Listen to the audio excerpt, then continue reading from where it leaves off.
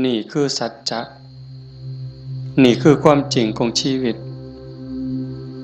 ผู้เป็นพ่อเป็นแม่ได้จัดงานศพให้ลูกได้เฮ็ดบุญแจกข้าวเฮ็ดบุญอุทิศส่งให้ลูกเฮาจะเห็นหลายๆมุมความบ่เที่ยงแท้แน่นอนของสังขารร่างกายบ่ฮู้ว่าสิตายมื้อใดบ่ได้ตายตามคิวพ่อแม่เกิดก่อนแทนที่สิไปก่อนแต่ว่านั้นมันก็บ่เป็นไปคือเฮาคิดเว้าอยู่ประจำว่าชีวิตเป็นของยืมโยมก็ลองทำความเข้าใจตามเด้ชีวิตเฮาทุกคนนี่เป็นของยืมมาจากธรรมชาติความจริงเป็นจังซั่นยืมมาจากดินจากน้ำจากลมจากไฟดินคือส่วนที่เข้มแข็งข้นแข็งเฮากินข้าวกินน้ำกินหมากใหม่ต่างๆขนมนมเนยก็เปลี่ยนสภาพส่วนที่เป็นธาตุดินก็กลายไปเป็นผมขนเล็บฟันหนังเนื้อเอ็นกระดูกตับไตไส้พุงน้ำที่เฮากลืนกินลงไปน้ำสะอาดน้ำสมน้ำหวานอีหยังก็แล้วแต่ผ่านลำคอลงไปปั๊บเขาก็สิเปลี่ยนสภาพไปเป็นน้ำเลือดน้ำเหลืองน้ำน้องน้ำดีน้ำเสลดน้ำลายนี่คือยืมจากธรรมชาติน้ำต่อน้ำลมต่อลมไฟต่อไฟดินต่อดินมื้อนี้เฮาก็สืบต่อจักว่าจักรอบลมหายใจเข้าหายใจออกนี่คือเอาดินไปต่อดินไฟที่ยังร่างกายให้อบอุ่นเผาอาหารให้ย่อยเฮ็ดร่างกายให้สุดโทรมเขาก็ทำหน้าที่ของเขาจังซี่ไฟก็สืบต่อกันไปเรื่อยๆลมก็สืบต่อกันไปเรื่อยๆถ้าส่วนใดส่วนหนึ่งเขาหยุดการทำงานชีวิตก็จบเพียงแค่ติดขัดธาตุดินธาตุน้ำธาตุลมธาตุไฟอันใดอันหนึ่งเพียงแต่เขาติดขัดของเล็กน้อยเฮาก็ป่วยเห็นบ่เฮาก็เกิดเจ็บป่วยขึ้นมาทันทีจังซั่นชีวิตเป็นของบ่ยั่งยืนความตายเป็นของยั่งยืนชีวิตเป็นของบ่เที่ยงความตายเป็นของเที่ยงแต่อาตมามาเห็นญาติโยมได้ตั้งอกตั้งใจส่วนหนึ่งก็ดีใจนำคันสิว่าเสียใจก็แม่นอยู่ในส่วนที่ต้องจากกันไปโดยบ่มีมื้อกลับมาแต่ว่าในส่วนดีใจก็คือเห็นพี่เห็นน้องเห็นญาติเห็นโยมเข้าใจในเงื่อนไขของชีวิตว่ามันเกิดมาแล้วมันเอาความเจ็บมานำเอาความเฒ่าความแก่มานำเอาความพลัดพรากเอาความผิดหวังมานำแล้วสุดท้ายก็เอาความตายมาพร้อมในเมื่อญาติโยมเข้าใจจังซี่เฮาก็บ่ประมาทเผาปั๊บเก็บดูกเก็บอัฐิเฮาก็ถือโอกาสทำบุญอุทิศเลยบ่ในใจอาตมาก็สนับสนุนจริงๆการทำบุญอุทิศเลยนั้นเป็นการทรงอย่างเร็วให้ได้ใส่ได้สอยจริงๆมันก็บ่ต้องลงทุนลงแรงใส่เงินใส่ทองอีหยังหลายหลวง แล้วก็บ่แม่นเฮ็ดเทื่อนี้กันแล้วโยมสามารถเฮ็ดได้ซุมื้อนี่เว้าถึงการเฮ็ดบุญเด้คันเฮาบ่เข้าใจเพิ่นก็เฮ็ดถือของเพิ่นอยู่ปู่ย่าตายายแต่ว่าบางเทื่อมันโดนโพดอันนี้เฮาเว้าแบบตาบ่เห็นแต่เว้าด้วยเหตุผลคำสอนของศาสนา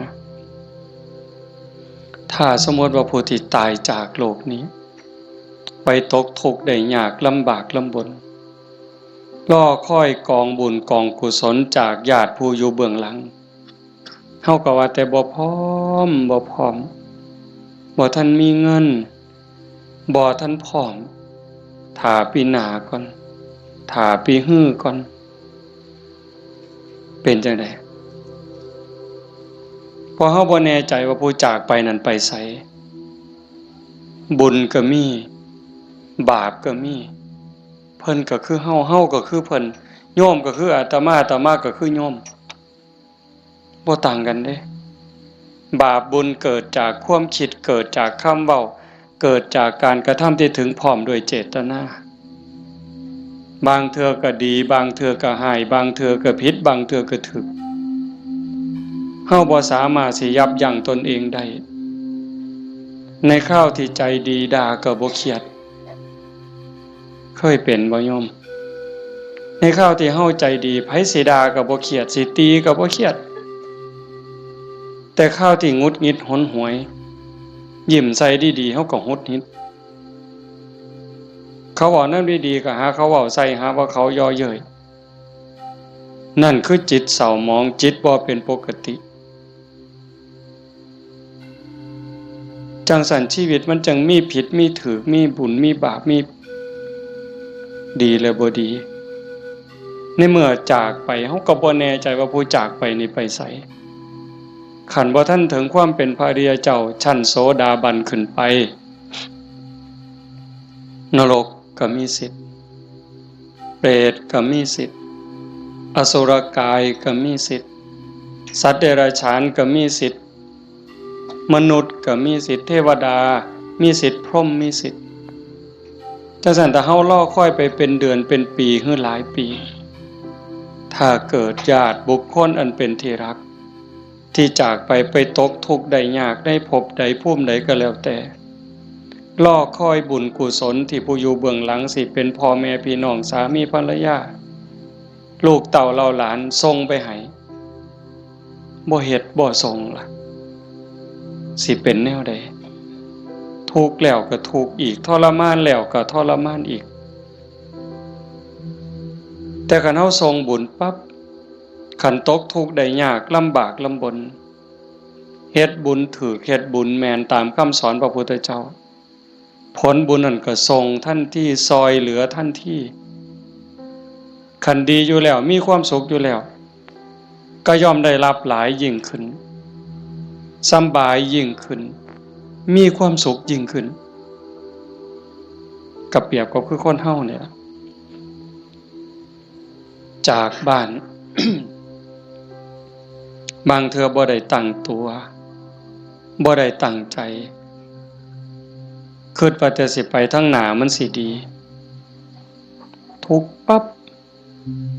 จากบ้านไปตกหม้องทุกข์ยากลำบากงานก็หนักของกินก็บ่มีน้ำก็ยากข้าวก็ยากบ่อนหลับบ่อนนอนเสื้อผืนหมอนใบหกเหี่ยบ่สะอาดอากาศบ่ถ่ายเทเป็นแนวใดญาติพี่น้องก็บ่มีเงินฝากส่งไปซอยก็บ่มีนั่นก็คือทุกข์ต่อไปแต่คันถ้าบุญเจ้าของก็เฮ็ดไว้พอสมควรสร้างไว้ทำไว้จากโลกนี้ไปปั๊บก็คือไปสู่ที่ดีไปต่างบ้านต่างเฮือนบ่อนอยู่ก็ดีบ่อนนอนก็ดีบ่อนกินก็ดีอาหารการกินบ่อึดบ่อยากอยู่ในสถานที่ที่สะดวกสบายน้ำซ้ำพี่น้องก็ฝากเงินไปให้ส่งเงินไปให้กินบ่ไหวใส่บ่หมดนี่คือเหตุผลบอกญาติโยมทั้งหลายไว้บ่ต้องเสือทันทีแต่เฮาพิจารณา เฮ็ดโลดก็บ่แม่นว่าสิต้องเฮ็ดบุญแจกข้าวแบบยิ่งใหญ่เด้เฮาตักบาตรอันนี้ก็อุทิศคือกันเด้สมมุติว่าคือมื้ออื่นนี่มื้อแลงคือตอนนี้บ่มีหยังนิมนต์ครูบาอาจารย์เพิ่นมาสวดมนต์ปกติฮอดมื้อเช้าก็ทำบุญตักบาตรแล้วก็อุทิศบุญกุศลไปถึงอันนี้ก็ซ้ำแจกข้าวใส่บาตรหน้าบ้านหน้าเฮือนอันนี้ก็ซ้ำแจกข้าวไปจังหันไปเพ่นอันนี้ก็ซ้ำแจกข้าวอาตมาเว้ายืดยาวซื่อๆแต่ว่าคันโยมเฮ็ดโยมตั้งใจยามแลงกินข้าวแลงแล้วก่อนหลับก่อนนอนผู้เป็นลูกเป็นหลานเด้ผู้เป็นสามีเด้ก่อนหลับก่อนนอนไหว้พระอรหังสัมมาสวากขาโตสุปฏิปันโนเนี่ยคันทำวัดใดก็ทำคันทำบ่ใดก็เอาซ้ำนี่จากนั้นก็ตั้งนะโม3จบสวดอิติปิโสใดก็ดีคันสวดบ่ใดก็ซ้ำตั้งนะโม3จบแล้วก็นั่งสมาธิตั้งใจนั่งสมาธิคือเฮาเฮ็ดอยู่ตอนนี้สงบจิตสงบใจยืดกายตรงดำรงสติให้มันเฉพาะหน้าหายใจเข้าหูหายใจออกหูสิใส่พุทโธก็ได้ยุบหนอพองหนอก็ได้คือบ่ต้องใส่หยังบ่ต้องว่าอันใดบ่ต้องคิดอันใดมีสติหูเพียงแค่ลมเข้าลมออกลมหายใจเข้ามันกระทบที่ปลายจมูกผู้บางคนกระทบที่ริมฝีปากผู้บางคนลมชัดเจนที่ซ่านดังลมเข้ามันสิเย็นจักหน่อยลมออกมันสิอุ่นจักหน่อยเฮาก็หูอยู่ซ้ำนั้นหลับตาเบาๆเฮ็ดใจสบายหายใจเข้าหูหายใจออกหูได้5 นาที10 นาทีคันยิ่งหลายเท่าใดแห่งแต่ดีได้จัก30 นาทีโยมลองเบิ่งเด้มันเป็นบุญยอดบุญที่เว้าเนี่ยคันเฮาสิเฮ็ดบุญแจกข้าวตามธรรมเนียมตามประเพณีเหตุข้องที่บ้านเมืองเพิ่นพาเฮ็ดเลี้ยงเหล้าเลี้ยงยาขาหมูขางัวจ้างหนังจ้างหมอลำหมดเป็น 400,000 500,000เว้าซื่อๆหมดเงินเป็น 400,000 500,000แบบว่ามาเลี้ยงหนังจ้างหนังจ้างหมอลำเลี้ยงเหล้าเลี้ยงยาหมดเป็น 400,000 500,000บ่ได้บุญหลายซ้ำนั่งสมาธิ5 นาทีสำดอกไม่ออกด้วยเหตุผลของธรรมความเป็นจริงที่องค์สมเด็จพระบรมศาสดาสัมมาสัมพุทธเจ้าสอนไว้หมดเงิน 400,000 500,000 หรือหมดเป็นล้านบ่ได้บุญหลายซ้ำนั่งสมาธิ5 นาทีเด้1บุญเกิดกับเฮาโยมเฮ็ดบุญเฮ็ดหยังก็ตามเสียบุญอุทิศให้โยมไม่ออกท้องใบมื้อนี้คือกันบุญนั่นต้องเกิดกับโยมก่อนเกิดขึ้นกับจิตกับใจกลายเป็นสมบัติของโยมทุกคนซะก่อนแล้วก็จังอุทิศไปถึงบุญบ่มีโตแต่มันก็มีอานุภาพบาปบ่มีโตแต่ก็มีคุณภาพมีอานุภาพบุญส่งเสริมให้เกิดความสุขเกิดความสะดวกสบายเกิดความเจริญรุ่งเรืองในชาตินี้ในชาติหน้าได้สมหวังดังใจอันนั้นย้อนบุญบาปตามเผาผลาญเผาล้นให้เกิดความทุกข์ความเดือดร้อนความทุกข์ความเดือดร้อนในบ้านในเฮือนในชีวิตในครอบครัวเฮ็ดให้เกิดความผิดหวังนั่นให้โยมเข้าใจว่าผลของบาปทั้งหมดแต่สิ่งเฮ็ดให้เกิดความสุขเกิดความสำบายอกสำบายใจลูกดีผัวดีเมียดีขาทาสบริวารคนรอบข้างเป็นคนดีมีศีลมีธรรมไว้เนื้อเสื่อใจสุขภาพแข็งแรงอายุมั่นคนยืนบุญทั้งหมดเฮาสิเฮ็ดบุญอุทิศให้ญาติให้ผู้ใดก็แล้วแต่บุญต้องเกิดกับจิตกับใจเฮาก่อนคือกันกับเฮาสิเอาขนม เอาเงินเอาทองเสื้อผ้าหนาแพร่เครื่องใส่ไม้สอยหยิบยื่นให้คนที่เฮาอยากให้สิเป็นไผก็ตามที่เฮาอยากให้เพิ่นเฮาก็ต้องมีของสิ่งนั้นในมือเป็นกรรมสิทธิ์เด็ดขาดของเฮาจะเอาขนมให้เอาเงินให้เอาหมักไม้ให้พ่อแม่พี่น้องลูกเต้าเราหลานเฮาต้องมีขนมมีเงินมีทองมีหมักไม้เป็นสมบัติส่วนตัวเป็นกรรมสิทธิ์ของเฮาโดยเด็ดขาดจังสิสามารถหยิบยื่นให้ลูกให้หลานให้พ่อแม่พี่น้องบุคคลที่รักจังสิได้บุญคือกันต่างกันกับแก้วแหวนเงินทองบักไม้บักไหลจักน้อยคือแก้วแหวนเงินทองบักไม้บักไหลนั่นเฮาให้แล้วมันหมดให้แล้วมันหมดแต่ว่าบุญนี่แห่งให้แห่งได้แห่งให้แห่งหลายแล้วก็บ่จำเป็นจะต้องยุ่งยากอีหยังหลายเป็นหยังจังเว้าหลายแต่บุญเนี่ยเพราะว่าบุญมันเป็นที่เพิงพระพุทธองค์เพิ่นบอกว่าปุญญานิปะละโลกัสสมิงปฏิทาหนติปานินังเพราะเหตุว่าบุญนั้นเป็นที่พึ่งของสัตว์ทั้งหลายในโลกนี้ในโลกหน้าพร้อมทั้งโลกต่อไปชี้แจงอีกนิดนึงบุญเป็นสื่อของความสุขความดีความงามความโล่งโปร่งเบาความสบายอกสบายใจก็เกิดจากการคิดพูดทำในสิ่งที่ถูกต้องโยมเคยสุขคนเฮาคิดถูกต้องแล้วเว้าถูกต้องเฮ็ดถูกต้องสบายใจมีความสุขมีความเอิบอิ่มเฮาสบายใจแล้วยิ่งมันเป็นประโยชน์กับตัวเฮาเป็นประโยชน์กับพ่อแม่พี่น้องกับผัวกับเมียกับลูกกับหลานยิ่งเป็นประโยชน์กับคนหลายเท่าใดเฮาก็ยิ่งภูมิใจเท่านั้นนั่นคือบุญหลายเห็นปัจจุบันก็คือความสุขใจความปราบปลื้มใจความยินดีความเอิบอิ่มชาติหน้าเด้นำไปสู่สวงสวรรค์นำไปสู่พรหมขันบุญหลายได้เนี่ยใส่บุญกินบุญอยู่ทั้งสวรรค์ทั้งพรหมโดนปันใดน่านปันใดนั่นก็ขึ้นอยู่กับกำลังของบุญที่สร้างเมื่อเวลาจากสวรรค์หรือจากพรหมกลับมาเกิดเป็นคนอีกขันกำลังบุญที่เฮ็ดที่ทำไว้มันหลายแม่นกลับมาเกิดเป็นคนอีกเถื่องามหน้าตาดีผิวพรรณดีสวดทรงดีสุ่มเสียงดีฐานะดีร่ำรวยสติปัญญาดีโรคภัยไข้เจ็บหน่อยอายุยืนไปไสก็มีคนหัก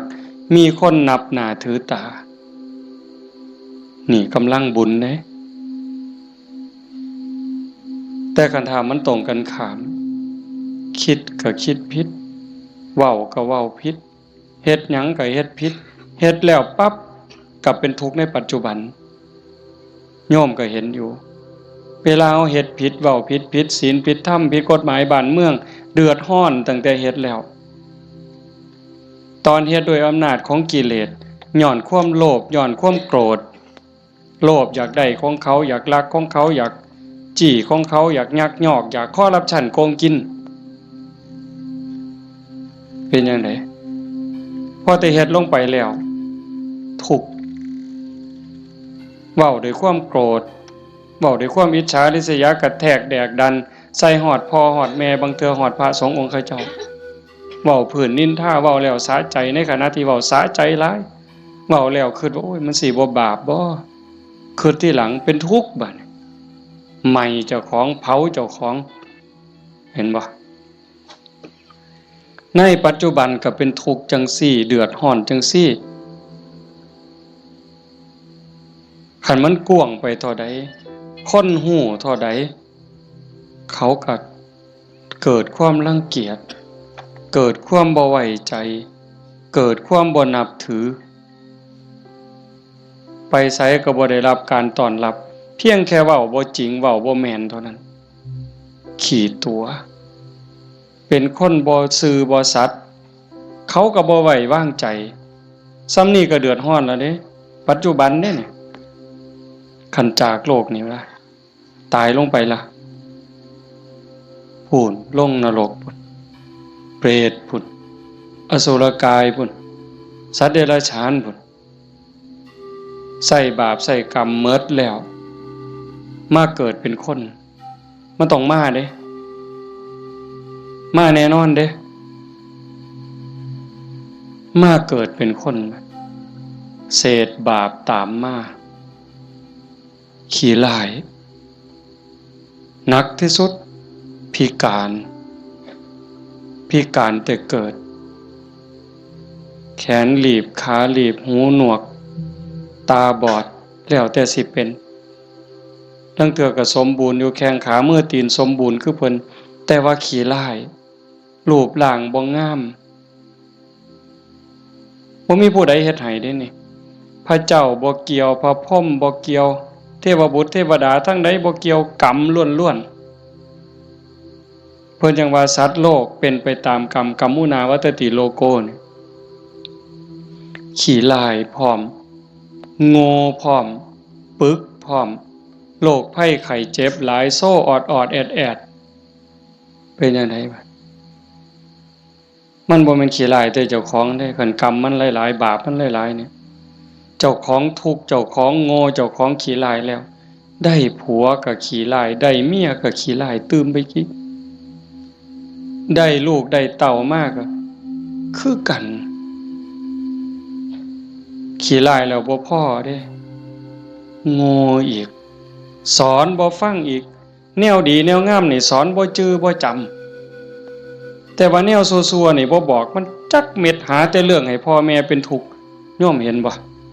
ตำบลบัวฮูงนี่ก็ตามอยู่ไสก็ตามซ่อมเบิ่งได้อย่าเสือเด้นั่นคือบาปเด้บ่ย้านสิเฮ็ดจังได๋บัดนี้ให้ผลตั้งแต่ปัจจุบันจนฮอดตายไปแล้วใส่บาปใส่กรรมแล้วกลับมาเกิดเป็นคนอีกเทื่อมันยังตามมาอยู่บาปเป็นสิ่งที่ต้องละต้องวางต้องย้านเด้โยมสิ่งที่น่าย้านที่สุดเฮาสิว่าย้านงูแม่นอยู่ย้านงูย้านปิงอาตมานี่ผู้หนึงย้านหลายย้านปิงย้านงูย้านขี้เกียจย้านกับแกะนักย้านผีผู้ใดบ่ย้านเนี่ยผีหลอกผู้ใดเคยเห็นมันบ่เคยเห็นแต่ว่าก็ย้านหมดซุคนอันนี้ก็แนวหนึงเด้ย้านผีย้านตายย้านทุกข์แต่ว่าย้านบาปบ่ย้านเว้ยผีมันก็บ่เคยเห็นอาตมาก็บ่เคยเห็นพ่อใหญ่แม่ใหญ่ผู้70 80ก็บ่ทันเคยเห็นผีแต่ว่าย้านอันบาปนี่เพิ่นบ่ย้านมันพาทุกข์พายากบ่มีอยู่บ่มีกินเฮ็ดให้ลำบากทุกข์อกทุกข์ใจอันนั้นมันบ่พากันย้านหวยคันคิดได้มันถึกย้านบาปพระพุทธเจ้าเพิ่นสอนให้ย้านบาปเพิ่นจังให้ละบาปทั้งปวงเฮ็ดบุญกุศลให้ถึงพร้อมแต่เฮ็ดบุญแล้วมันก็บ่ทันปลอดภัยไปสู่สวรรค์มันยังต้องกลับมาเกิดอีกไปสู่พรหมมันต้องกลับมาเกิดอีกเพิ่นจังให้ชำระจิตชำระใจให้สะอาดบริสุทธิ์สะจิตตะปริโยทปันนังการชำระจิตของตนให้ขาวรอบให้มันสะอาดบริสุทธิ์สิเดินจงกรมก็ได้สินั่งสมาธิก็ได้หรือแม้แต่เฮ็ดให้ใส่หน้าอยู่กลางทงกลางทาคันมีสติระลึกรู้ในอารมณ์ปัจจุบันฮู้ในอารมณ์พระกรรมฐานคันสมมุติว่าเฮาเบิ่งลมหายใจเนี่ยเฮ็ดหน้าอยู่ก็เบิ่งลมได้ย่างน้ำก้นงัวก้นข้วยก็เบิ่งลมหายใจได้เข้าห้องน้ำห้องส้วมก็เบิ่งลมหันใจได้แม้กระทั่งยามนอนไหว้พระแล้วนั่งสมาธิแล้วบ่ไหวแล้วอยากนอนนอนลงก่อนมันสิหลับก็เบิ่งลมหายใจได้คันเฮานอนลงไปหายใจเข้าหูหายใจออกหูหลับยามใดก็สร้าง เพิ่นบอกว่าคันเฮานอนหลับไปกับลมหายใจเนี่ยเทวดารักษามีผลหลายได้โยมเทวดารักษา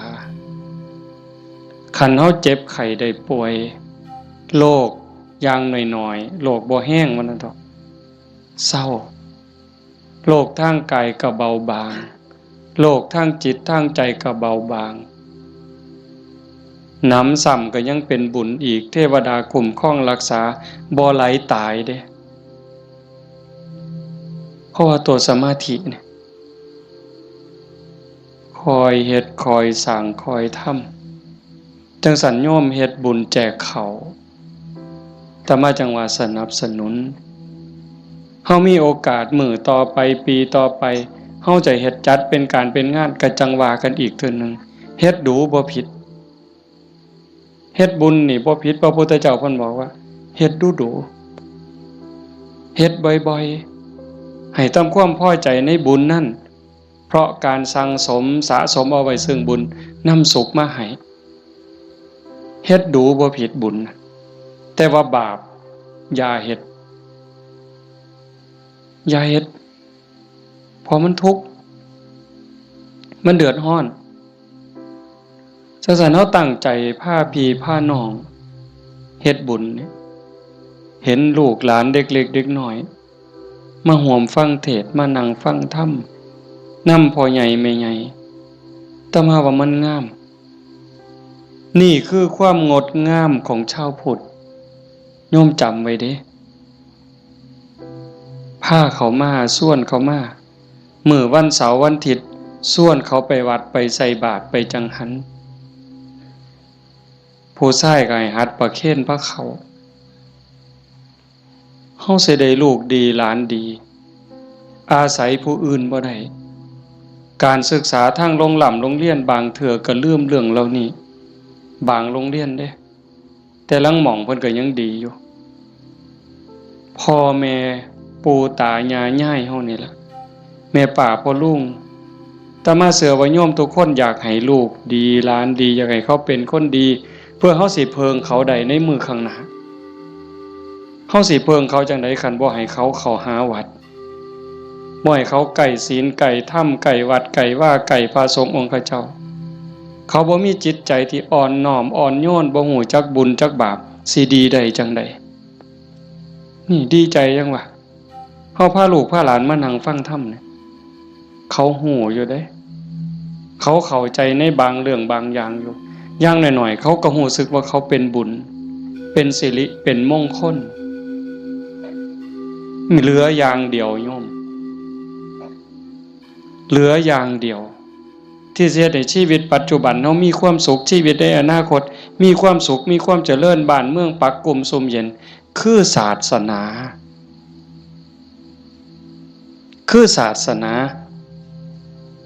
เรื่องกฎหมายนี่โยมเลิกยังเพิงบ่ได้ 100% ยิ่งพวกนักการเมืองสสต่างๆเศร้าเว้านำเลยพวกนั้นเพิงบ่ได้เข้าหาประโยชน์ใส่ตัวเขาต่างหากหักเข้าจริงๆบ่เป็นพี่เป็นน้องเขาจริงๆบ่บ่มีดอกคันเขาหักเข้าจริงๆนะหักบ้านหักเมืองจริงๆเขาต้องเฮ็ดสวัสดิการให้เฮาได้หลายบ่ต้องเอาของมาแจกดอกบ่ต้องเอาเงินเอาทองเอาเขาเอาของมาให้เฮาดอกพูนเขาไปสภาพพุ่นนำความทุกข์ความเดือดร้อนเฮาไปเว้าเป็นเรื่องเป็นราวต่อสู้เพื่อให้เกิดความมั่นคงในการเป็นอยู่ของพี่น้องประชาชนแต่นี่เฮาบ่เห็นมีแต่ไปเถียงกันอยู่คนละมุมก็เถียงอย่างเดียวมุมนั้นเฮ็ดถูกกูก็สิเถียงเฮ็ดผิดก็สิเถียงเฮ็ดถูกก็สิเถียงนั่นคือเขาบ่ได้หวังประโยชน์กับเฮาแต่สิ่งที่เฮาเพิงได้คือศาสนาวัดว่าอารามครูบาอาจารย์หลวงปู่หลวงตามื้อใดครูบาอาจารย์บ่หวังดีกับเฮายามมื้อเช้า ไหว้พระทำวัดสวดมนต์กับแผ่เมตตาสัพเพสัตตาสัตว์ทั้งหลายที่เป็นเพื่อนทุกข์เกิดแก่เจ็บตายแผ่เมตตาแล้วก็กรวดน้ำอุทิศบุญกุศลบ่มีที่สุดบ่มีประมาณยามเช้ามาบิณฑบาตคือแม่โยมสิไปวัดไปจังหันไปเพ่นให้พรเพิ่นบ่ได้ให้เล่นเด้สัพพิติโยนั่นคือเอาจิตเอาใจเอาความหวังดีปรารถนาดีอุทิศให้ยิ่งได้เจริญสมาธิเจริญภาวนาจิตสงบจิตมีพลังโยมหูเองเนี่ยโยมทุกคนหูเองเนี่ยนั่งฟังอาตมาเว้ามานี่มัน30 นาทีแล้วโยมฟังอาตมาเทศมา30 นาทีคนที่ตั้งใจนั่งสมาธิฟังแต่แรกสิรู้สึกว่าตอนนี้กายเบากายโยมเบาใจโยมเบาใจมันสงบใจมันมีกำลังใจโยมเริ่มมีความสุขลึกๆเนี่ยพิสูจน์ได้คำสอนพระพุทธเจ้ามันบ่ได้ล้าสมัยอีหยังท่านสมัยล้ำสมัยไปอีกล้านปีพุ่นโยมเป็นพยานเด้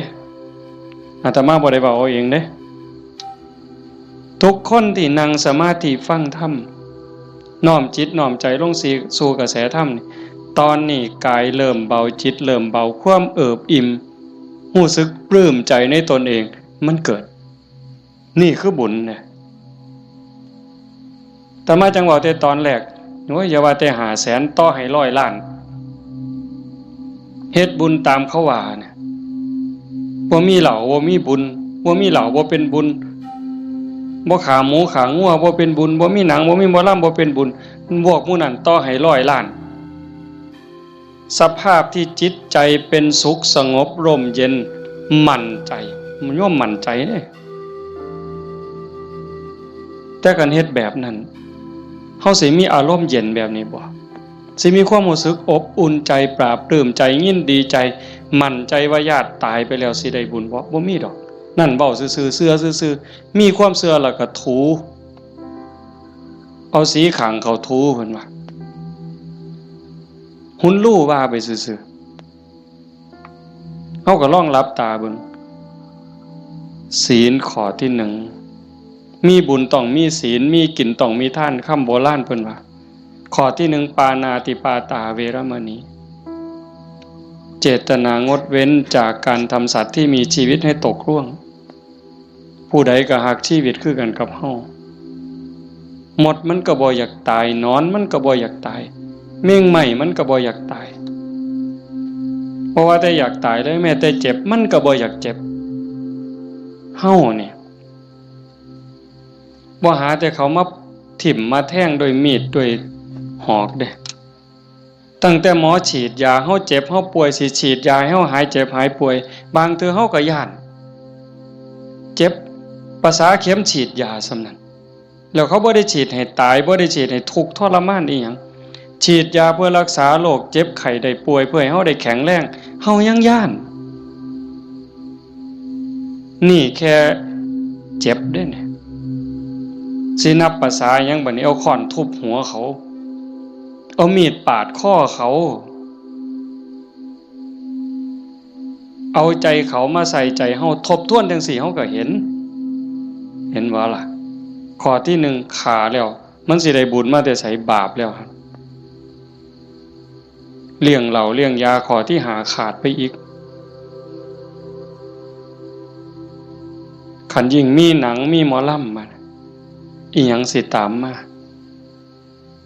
ศีลข้อ3หลายๆคนอาจสิขาดย้อนงานบุญเฮางานบุญเฮาคือเอาเองเนี่ยมาเบิ่งหนังเฮาผู้บ่าวผู้สาวอาจสิเสียเนื้อเสียตัวย้อนเบิ่งหนังโป๊ย้อนเบิ่งหมอลำสิ่งมันเว้าลามกแม่นบ่แม่นไม่ออกบ่ออกทบทวนเอาเองอดีตหมู่เจ้าทบทวนเอาเบิ่ง หนังขาหนังแกงกินเหล้าเมายาแล้วตีกันตื้มบัดนี้เมาเหล้าแล้วเว้าเข้าป่าเข้าดงโกหกพกล่มใส่ลายป้ายสีศีลข้อ4เสียอีก1แล้ว3 4 5เสียข้อที่2มาเบิ่งหนังเฮามาเบิ่งหมอลำเฮากลับไปลักไก่นำทางไปต้มอีกต่างหากหมดอ้อยซอยเลยเฮาเป็นต้นเหตุของบาปเลยบัดนี้แต่กันเฮ็ดแนวนี้อันพวกมานั่งฟังเทศน์นี่เอาตั้งแต่เด็กน้อยจนฮอดผู้เฒ่านี่ผู้ใดคือสิไปขากบเนี่ยลบไปนี่ผู้ใดสิไปขากุ้งเนี่ยแล้วบ่มีคือสิโอ้ยลบมื้อนี้ลักบักนาวนำทางดอกเว้ยมีบ่แล้วสิไปผิดผัวผิดเมียเขาดอกคิดก็บ่กล้าเฮาเชื่อมั่นแล้วเด้บาปมีบุญมีชาติหน้าชาติก่อนมีนรกสวรรค์มีเฮ็ดดีๆจริงเฮ็ดชั่วๆจริงผู้ใดเฮ็ดอันใดได้อันนั้นหว่านพืชเช่นไรได้ผลเช่นนั้นเห็นบ่สิไปผิดผัวผิดเมียไผมันสิไปกล้าซั่นบ่สิไปเว้าตัวคนสิไปยู่ให้คนผิดกันสิไปเว้าปากพล่อยๆมาสิกล้าบาปมันอยู่นำเจ้าของเนี่ยเฮ็ดบาปก็ได้บาปเฮ็ดบุญก็ได้บุญมันอยู่นำเจ้าของนี่สิไปดื่มเสพเครื่องดองของเมาเฮ็ดให้เจ้าของเสียสุขภาพกายเสียสุขภาพจิตเสียเงินเสียทองเฮ็ดให้ขาดความเคารพนับถือเฮ็ดให้เด็กน้อยมันดูหมิ่นดูแค้นเฮาบ่แม่นคนโง่ปานนั้นเห็นบ่เฮาเห็นสภาพบุญเด่นๆอยู่จังซี่ไม่เป็นตาภูมิใจอะโยมคันสิเว้าเนาะคันบุญโยมบ่หลายเนี่ยโยมบ่ได้เกิดเป็นคนบ่ได้เป็นมนุษย์คันบุญบ่หลายพ่อบ่ได้เกิดเป็นคนไทยดอกโยมบ่ได้เกิดในผืนแผ่นดินไทยบ่ได้เกิดใต้ร่มใบบุญของนายหลวงเด้บุญบ่หลายพ่อบ่ได้นับถือพระพุทธศาสนานับถือพุทธศาสนาแล้วบุญบ่หลายพ่อบ่ได้เกิดในบ้านที่มีวัดมีครูบาอาจารย์เอิ้นเข้าหาศีลหาธรรมบ่มีกัลยาณมิตรบ่มีพี่มีน้องที่ฮักศีลฮักธรรมนำกันบ้านโน่นตุนเฮาก็สิบ่ใหญ่ปานใดจักหลังคา85คันเฮาบ่ฮักศีลฮักธรรมคันบุญบ่หลายเฮาบ่มาโฮมกันหลายปานนี้หลายคนก็อาจสิล้าสิเมื่อยตั้งแต่โยมไม่ออกท้องใบเพิ่นจากไปมางานศพมื้อนี้ก็หมดมื้อวานก็หมดมื้อเอาไปเผาเฮ็ดเวียกเฮ็ดงานแน่ยามกลางคืนมาก็มาฟังครูบาอาจารย์เพิ่นสวดมนต์มานั่งเป็นหมู่เป็นพวกกันยามกลางเว้นก็ไปเฮ็ดเวียกเฮ็ดงานมื้อนี้มาโฮมกันได้ปานนี้ห่อขนมข้าวต้มถามว่ามันล้าบ่เมื่อยบ่เมื่อยเด้แต่เฮาก็กัดแขวกัดฟันมานั่งฟังเทศน์มาร่วมเอาบุญนำกันให้ทุกคนเข้าใจว่าทุกคนคือเจ้าภาพบ่แม่นแต่พ่อแม่กับสามีกับลูกหลานเด้ทุกคนคือเจ้าภาพอาตมาก็คือเจ้าภาพผู้หนึ่งเจ้าภาพอันใดเฮามาร่วมบุญสร้างบุญร่วมกันพระพุทธเจ้าเพิ่นบอกว่าเฮาทุกคนนี่โยมเคยตกนรกมาเมื่อเคยเป็นเปรตเป็นอสุรกายเป็นสัตว์เดรัจฉานเป็นเทวดาเป็นพรหมเป็นมนุษย์เกิดมานับชาติบ่ถ้วนกรีดลิงเล่ไล่เม่งใหม่ที่มันตอมหลอดไฟกบเขียดตั้งแต่นรกอเวจีไปไล่ตั้งแต่นรกจนไปถึงภวคพรหมบ่มีสัตว์โตใดบ่มีจิตวิญญาณดวงใดที่บ่เคยเกิดเป็นพ่อเป็นแม่เป็นพี่เป็นน้องเป็นผัวเป็นเมียเป็นญาติร่วมสายโลหิตเฮาเคยมาหมดแต่ว่าเฮาบุญหลายชาตินี้เนื่องจากว่าชาติก่อนๆพบก่อนเฮาเคยมีศีล5มีกุศลกรรมบท10ที่สร้างไว้ทำไว้พอสมควรจังส่งผลให้เฮาได้เกิดมาเป็นคนมาเป็นมนุษย์ผู้มีศีลละเอียดให้ทานไว้ดีรักษาศีลไว้ดีเจริญสมาธิไว้ดี รูปร่างหน้าตาผิวพรรณฐานะสติปัญญาจังดีจังงามกลัวกันเป็นขันเป็นตอนนั่นคือพลังบุญของเจ้าของเจ้าสันโยมไม่ออกท่องใบสาสังที่เพิ่นจากไปแต่มาว่ากลับบ้านเก่าบ่ได้ตายดอกเมื่อบ้านเก่าอีหยังเมื่อบ้านเก่าดินเมื่อบ้านเก่าลมเมื่อบ้านเก่าไฟเมื่อบ้านเก่าน้ำเมื่อบ้านเก่าเพราะว่าเฮายืมเขามายืมจากธรรมชาติยืมจากดินน้ำลมไฟมาปั่นเป็นเนื้อเป็นตัวเมื่อเวลาเขาก็มาเอาขึ้นโยมเคยยืมเสียมไทบ้านบ่เคยยืมเสียมเคยยืมมีดเคยยืมบักจกเคยยืมขอดหน่อยเคยยืมขาดบ่ยืมเพิ่นมาเนี่ยสิสัญญาก็ตามบ่สัญญาก็ตามลางเทื่อเฮาสัญญาว่ายืมไปจักมื้อเนี่ยแต่เฮาเอามาเพิ่นก็ว่าเอาไปซะเอาไปใส่จักมื้อก็เอาไปตอนนั้นเพิ่นบ่ทันจำเป็นถ้าเกิดเฮาเอามาฮอดเฮือนปั๊บเพิ่นเกิดมีเรื่องจำเป็นขึ้นมาด่วนๆเพิ่นมาเอาคืนโอ้ข่อยเอามาเฮ็ดซะก่อนเด้อข่อยจำเป็นแล้วเฮาก็ว่าโอ้ยข่อยยืมของเจ้ามาตัวเฮาสิไปว่าจังได๋ต่อรองจังได๋บ่ได้เด้มันของเพิ่นคือยืมเงินยืมทองเขานี่แหละยืมมาใช้หนี้บ่ยืมมาซื้ออยู่ซื้อกินหยังก็แล้วแต่ฮอดวันเวลาบางเทื่อบ่ทันฮอดยิ่งบ้านนอกเฮายืมแบบพี่แบบน้องบ่ได้สัญญาอีหยังกันพ่อหน้ายามใดเพิ่นก็ทวงลางเทื่อเพิ่นบ่ทวงเฮาก็เกรงใจอันนี้ก็ยังพอเว้ากันได้แต่กับพญามัจจุราชต่อรองแนวใดพญามัจจุราชบ่เห็นแก่เงินค่ำแม่นสิมีเงินกือไทยเอาบ่มีได้บ่สนไต่โตบ่สนผู้ใดมีอำนาจนายพลนายพันเจ้าใหญ่นายโตพระสงฆ์องค์เขาเจ้าคุณสมเด็จบ่งึดบ่สนใจซ้ำบ่เกรงใจอีกซ้ำขันบาปหลายก็โยนนรกโลดขันบุญหลายก็ไปตามทางจังสั่นเฮามีบุญได้เกิดมาพ้อพระพุทธศาสนามีกัลยาณมิตรมีพี่มีน้องที่หวังดีต่อกันเฮาก็ตั้งใจเฮ็ดบุญให้เจ้าของเฮ็ดบุญในมื้อนี้เทิงทานเทิงศีลเทิงภาวนาฟังเทศน์ฟังธรรมอ่อนน้อมถ่อมตนขนขวายในกิตติชอบเนี่ยก็ขอให้เฮาตั้งใจว่าเฮาเฮ็ดให้เจ้าของเบื้องต้นโยมทุกคนก็เฮ็ดให้เจ้าของเด้ไหว้พระโอ้คันเว้าถึงบุญนะโยมตั้งแต่ไหว้พระเนาะคันเฮ็ดด้วยความเข้าใจเด้คันเฮ็ดด้วยความเข้าใจเพียงแค่เฮาไหว้พระอรหังสัมมาสัมพุทโธภควาเข้าใจในความหมายว่าพระพุทธเจ้าเป็นพระอรหันต์ดับเพลิงทุกข์เพลิงกิเลสตรัสรู้ชอบได้ด้วยพระองค์เองเข้าใจว่าพระพุทธเจ้าคือไผเนี่ยแล้วก็กราบลงไปบุญมหาศาลหลายกว่าสร้างโบสถ์เป็นหลังบุญไม่ออกเหมือนเว้าไปปื้ออีกเด้คันสร้างโบสถ์บ่เข้าใจเฮ็ดโบสถ์แข่งกัน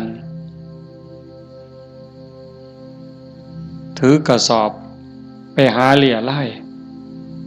ได้เงินมากก็ขายน้ำทางในกินเหล่าเนี่ยบ่เป็นประโยชน์สู่เฮาเฮ็ดจังซี่บ่ได้สัมอรหังสัมมาสวากขาโตภควตาธัมโมพระธรรมเป็นสิ่งที่พระผู้มีพระภาคเจ้าตรัสไว้ดีแล้วถูกต้องแล้วงดงามแล้วเป็นไปเพื่อดับทุกข์ในคำสอนพระพุทธเจ้าเข้าใจจังซี่แล้วกราบลงไปงามๆโอ้ยสำนี้ก็พ่อโยมสุปฏิปันโนภควโตสาวกสังโฆพระสงฆ์สาวกของพระผู้มีพระภาคเจ้าปฏิบัติดีแล้วพระสงฆ์คือไผ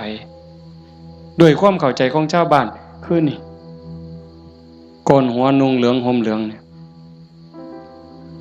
อันนี้เป็นสมมุติสงฆ์แต่สงฆ์จริงๆโยมก็เป็นสงฆ์คู่แห่งบุรุษ4คู่นับเรียงตัวบุรุษได้8บุรุษพอออกไม่ออกก็คือพระญาติโยมก็เป็นสงฆ์เป็นพระขันโยมปฏิบัติดีมีศีลมีธรรมมีจิตใจเมตตากรุณาโมทิตาอุเบกขา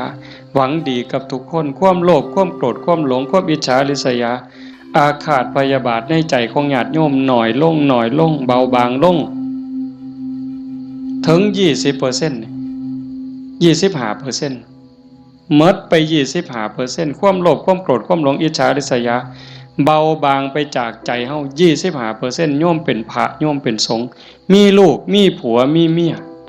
เฮ็ดให้ใส่หน้าทำมาหากินเป็นปกติแต่โยมกลายเป็นพระอีหลีได้บ่เนี่ยเป็นพระอีหลีพระจริงๆที่พระพุทธเจ้ายอมรับนับว่าเป็นลูกเห็นบ่อาตมาบ่ได้เว้าเอาเองจักเม็ดให้โยมนุ่งเหลืองห่มเหลืองโกนหัวนอนอยู่วัดแต่ขันธกิเลสยังมีบ่ลดไปลังเทื่อก็ขี่ไล่กว่าชาวบ้านอีกบางหม่องบางมื้อบางวันบางเวลาอาตมากับผู้หนึ่งบางมื้อก็ขี่ไล่กว่าโยมเนี่ยนี่ก็เป็นแค่สมมุติสงฆ์บ่ท่านเป็นที่ยอมรับของพระพุทธเจ้าพระสงฆ์ปฏิบัติดีปฏิบัติซื่อตรงตามคำสอนพระพุทธเจ้าบ่คดบ่ง้อบ่ออกนอกทางปฏิบัติเพื่อออกจากทุกข์มีชีวิตเพื่อกำจัดกิเลสหายใจเข้าก็เพื่อกำจัดความเห็นแก่ตัวหายใจออกก็ทำลายความเห็นแก่ตัวนี่ล่ะเฮ็ดหยังก็พอดีพองามหวังประโยชน์กับคนอื่นหวังดีกับคนอื่นเมตตาต่อผู้อื่นทำลายความเห็นแก่ตัวให้น้อยลงทำลายแค่ความเห็นแก่ตัวให้มันเบาลงบางลงหน่อยไปนี่คือสงฆ์ปฏิบัติสมควรแก่การต้อนรับแก่การกราบไหว้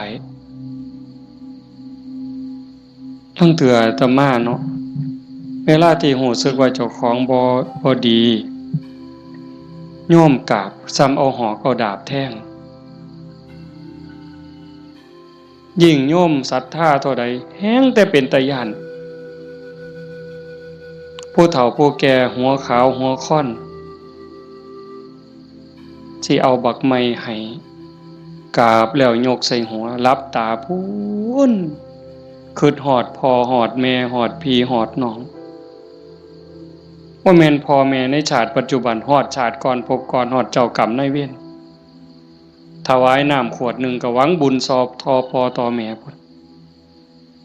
ให้ขนมนมเนยใส่บาตรญาติพกถวายผ้าถวายผ่อนเงินทองแก้วแหวนเขาบ่ให้ย้อนหักเด้ให้ย้อนอยากได้บุญบ่ให้ย้อนหลงแต่ว่าให้ย้อนอยากได้บุญเกิดกับเจ้าของแล้วอุทิศไปให้พ่อแม่โย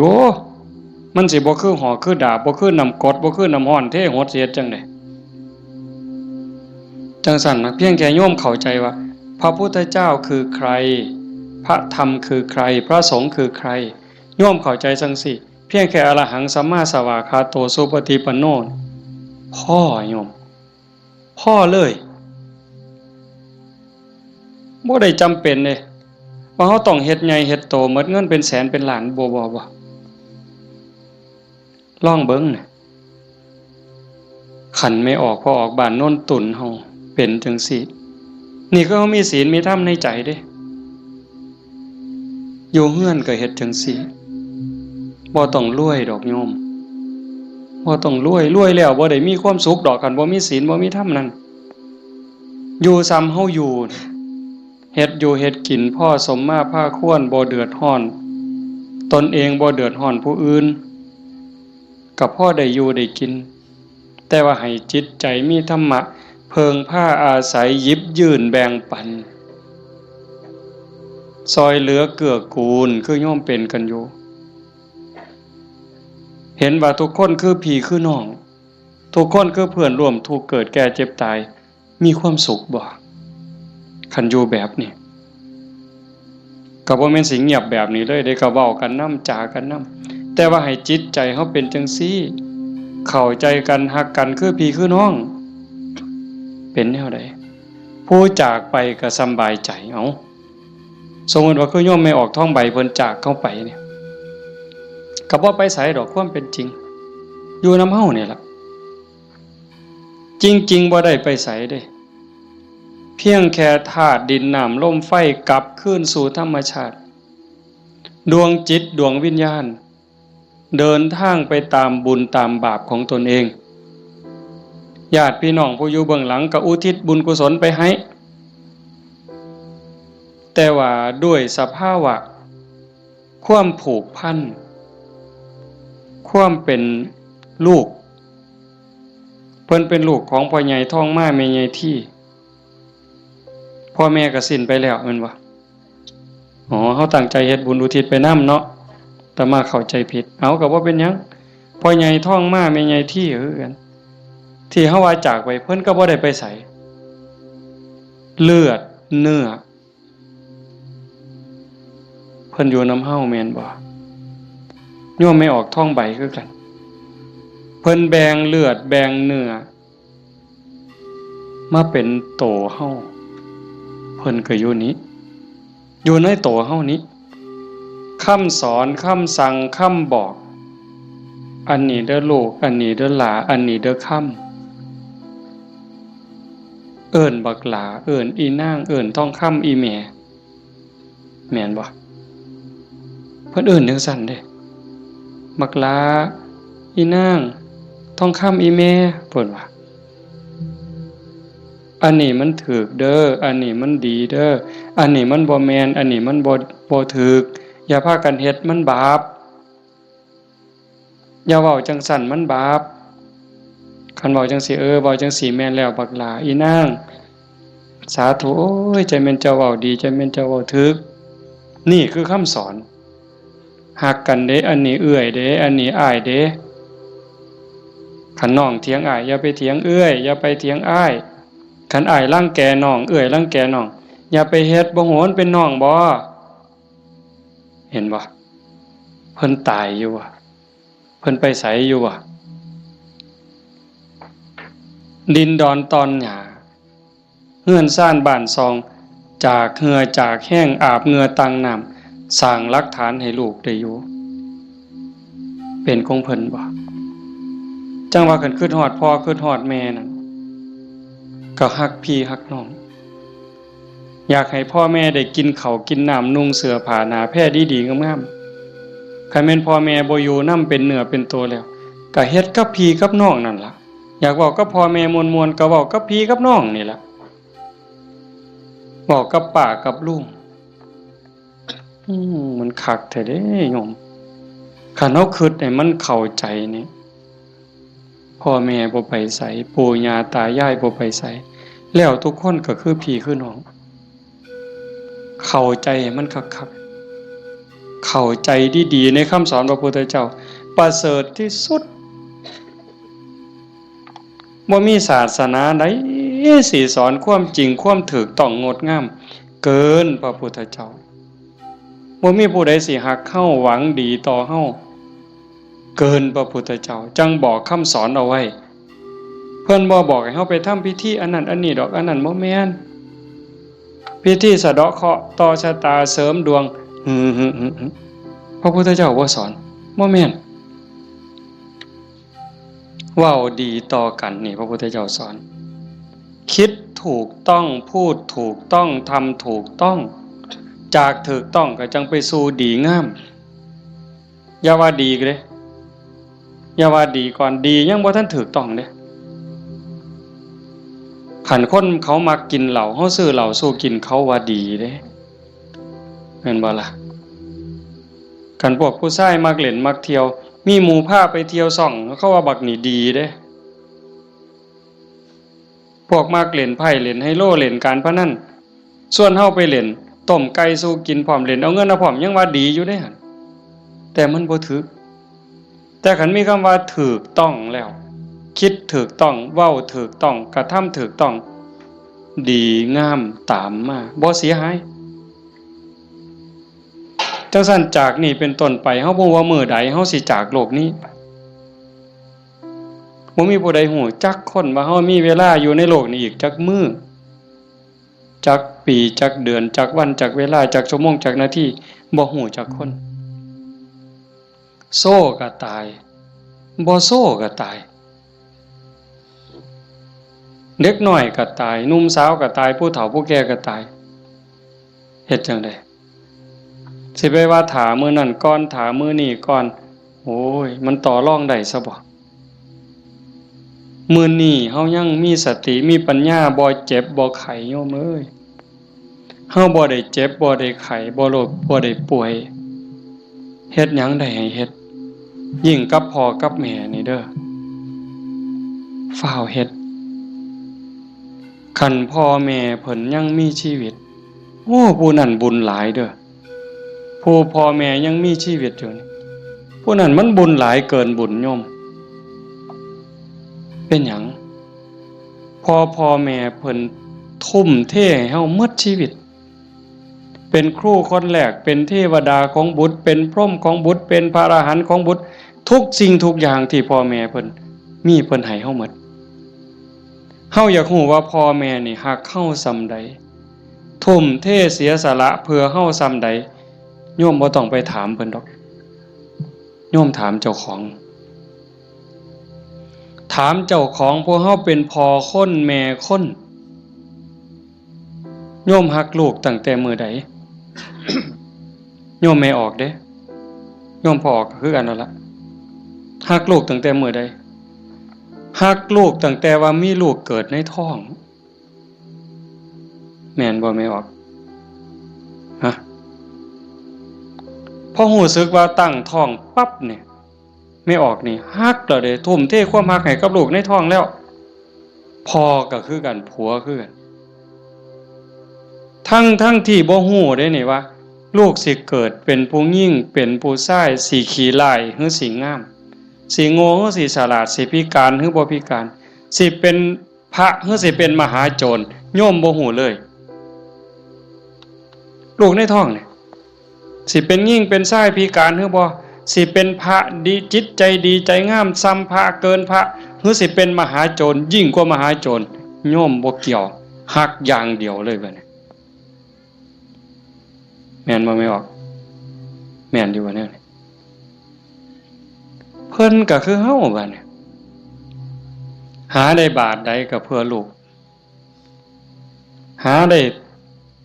บักไม้บักไหลผู้ผัวไปป่าไปดงได้บักไม้บักไหลก็จะเอามาให้เมียกินเพื่อให้ลูกแข็งแรงพุ่นเด้คันว่ามันสิคลอดง่ายลูกสิแข็งแรงสิคลอดง่ายเมียน้ำนมสิหลายหามาเห็นบ่มือคลอดก็เกือบล้มเกือบตายผู้คนก็ตายอีหลีจักเจ็บจักปวดเพราะปานใดแต่เครียดให้ลูกบ่บ่ได้เครียดให้ลูกอยู่ไฟเดือน4เดือน5ม่วนซั่นบ่ตั้งแต่อยู่ใต้ห่มไม้เอาผ้าวี่มันก็เหงื่อแตกเหงื่อแตนนั่นนางฝิงไฟเด้นางฝิงไฟเดือน4เดือน5ต้มน้ำร้อนสดน้ำร้อนกินน้ำร้อนบัดแนวกินกับข้าวได้กินข้าวกับเกลือเลี้ยงตัวสิใหญ่แต่ละคนดมดากดมก้นเซ็ดขี้เซ็ดเหงียวป้อนข้าวป้อนน้ำตัวสิใหญ่มาแต่ละคนหมดข้าวจักเหล้าเสื้อผ้าหมดจักชุดหมดเงินจักแสนคือประมาณบ่ได้กลัวลูกสิใหญ่มาแต่ละคนเพิ่นก็คือกับเฮาฮักลูกจังซั่นสิตอบแทนแนวใดพระพุทธเจ้าเพิ่นสอนหน้าที่ลูกไว้ท่านเลี้ยงมาเลี้ยงท่านตอบเลี้ยงกายเพิ่นคือเพิ่นเลี้ยงเฮานะเลี้ยงใจเพิ่นก็คือเพิ่นเลี้ยงเฮาพ พ่อแม่เลี้ยงใจเฮาคือเพิ่นสอนอันใดถูกอันใดผิดอันใดดีอันใดชั่วอันใดเป็นบุญอันใดเป็นบาปอันใดควรบ่ควรนี่คือเพิ่นเลี้ยงวิญญาณเฮาก็เลี้ยงจิตวิญญาณเพิ่นด้วยการเป็นคนดีฮักกันระหว่างพี่ระหว่างน้องทำโตเป็นคนดีพ่อแม่สิโอ้ยโยมเป็นยาอายุวัฒนะอันนี้ก็บ่ต้องไปถามพ่อถามแม่อีกละถามโยมเนี่ยขันลูกเขาเป็นคนดีหูจะคว่ำหลานเสือถอยฟังคว่ำบอกง่ายสอนง่ายโยมมีความสุขบ่อยากยื่นบ่ขันยิ่งเป็นคนดีจนชาวบ้านเขายกย่องเขาสรรเสริญโอ้ยใจแม่นอ่อนซ่อนเด้อีหล่านี่มันก็หูจะคว่ำแต่บักหำนี่คือดีแท้เป็นตาอ่อนซ่อนเด้ย่ายอยากตายบ่บัดนี้ยื่นบ่เจ้าอยากยื่นแท้แต่ขันลูกมันบอกบ่ได้สอนบ่ฟังหลานก็โอ้บอกจังหนึ่งไปจังหนึ่งเถียงคำบ่ตกฝาก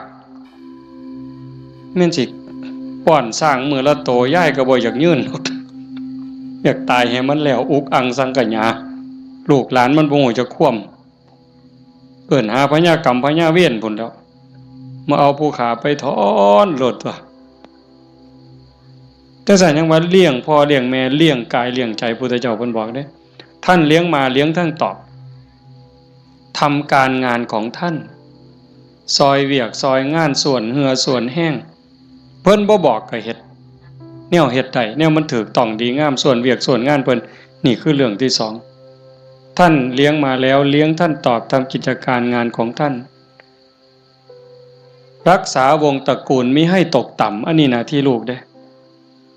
รักษาวงตระกูลอย่าให้ตกต่ำอย่าเอาชื่ออย่าเอานามสกุลนี่ไปไว้นำตำรวจอย่าเอานามสกุลนี่ไปอยู่โรงอยู่ศาลอย่าเอานามสกุลนี่ไปอยู่คุกอย่าให้เขาดูหมิ่นดูแค้นโอ้ยซุ่มนั้นบ่เพิ่นว่าเป็นจังได๋คันลูกสาวก็บ่รักนวลสงวนตัวไปเที่ยวทั่วทิพย์คันลูกชายก็นักเลงจักกินเหล้าเมายาจักฆ่าจักยาเสพติดอีหยังลักศกจกหอขาคนตีคนนี่ก็รักษาวงตระกูลบ่ได้คนเขาก็ดูถูกดูหมิ่นดูแค้นพ่อแม่ปู่ย่าตายายขายหน้าขายตาลูกติดคุกพ่อแม่ก็ติดนำติดบ่ไม่ออกว่าโตอยู่นอกคุกแต่ใจไปอยู่คุกคันลูกบวชพ่อแม่ก็บวชนำพุ่นโตอยู่ทงพุ่นแต่ว่าใจอยู่วัดเห็นบ่รักษาวงตระกูลมิให้ตกต่ำอย่าให้เขาดูหมิ่นดูแค้นให้เขาดูทุกข์ทำตนให้สมควรแก่การรับทรัพย์มรดกคันเฮาเป็นคนดีมีศีลมีธรรมขยันมันเพียรทำมาหากินพ่อแม่ทั้งหลายเพิ่นสิแพงฮอดเวลาอันสมควรหาผัวหาเมียให้แบ่งทรัพย์สมบัติให้หวังเพิงให้ลูกแล้วพ่อแม่ก็สำบายใจแต่คันแม่นเหล้าก็กินเลขก็เล่นมาซุแนวฮอดหมากัดกันก็ลงก็สะเว้าเลยหมากัดกันก็เอาตัวแดงเด้อเพิ่นว่ามันน่ะกูเอาตัวด่าง บ่าใหญ่แล้วเพิ่นเอาไปว่าไปนั่งอยู่ข้างทางรถคันนั้นมึงว่าเลขสุดท้ายมันเป็นตัวขี้กับตัวคู่ยังว่าอยู่สมองมีแต่การพนันบ่ต้องเว้าถึงบั้งไฟเลยตายเสียนี่คันลูกเป็นคนขยันมันเพียรบ่ยุ่งเกี่ยวกับการพนันบ่ยุ่งเกี่ยวกับยาเสพติดมีความกตัญญูรู้คุณหาอยู่หากินได้ก็ไปส่งพ่อส่งแม่ฮักพี่ฮักน้องพ่อแม่ภูมิใจเลยทำตนให้สมควรแก่การรับทรัพย์มรดกอันสุดท้ายเมื่อท่านล่วงลับไปแล้วทำบุญอุทิศให้ก็คือเอาเฮ็ดมื้อนี้เพิ่นจากไปแล้วเขาก็ทำบุญอุทิศหาทำบุญเพื่ออุทิศแปลว่าให้ทำบุญให้พ่อให้แม่ให้ปู่ย่าตายายบรรพบุรุษโยมไม่เข้าใจว่าพ่อแม่ปู่ย่าตายายเฮาบ่แม่นแต่ปัจจุบันเฮาเกิดมาเป็นหลายกว่าล้านชาตินะโยมพ่อแม่เฮาก็หลายกว่าล้านคนบางคนอาจสิอยู่นรกบางคนอาจอยู่เปรตบางคนอสุรกาย บางคนเกิดเป็นสัตว์เดรัจฉานบางคนเกิดเทวดาบางคนเกิดเป็นพรหมจังสันเฮาก็อุทิศบุญไปให้โอ้ชาโนดโสนีพราหมณ์นี่ไปถามพระพุทธเจ้าขันโยมปวดขากับพริกเด้อแต่มาอยากให้มันได้ประโยชน์ได้หลายมันพอมีแห้งเบากับเบาจริงๆหนังมานำรดอยากนอนเมื่อยกูสิเทศได้บ่น้อมาเห็นญาติโยมเรียบร้อยมันเลยมีแห้งตายก็สร้างมันเถาะ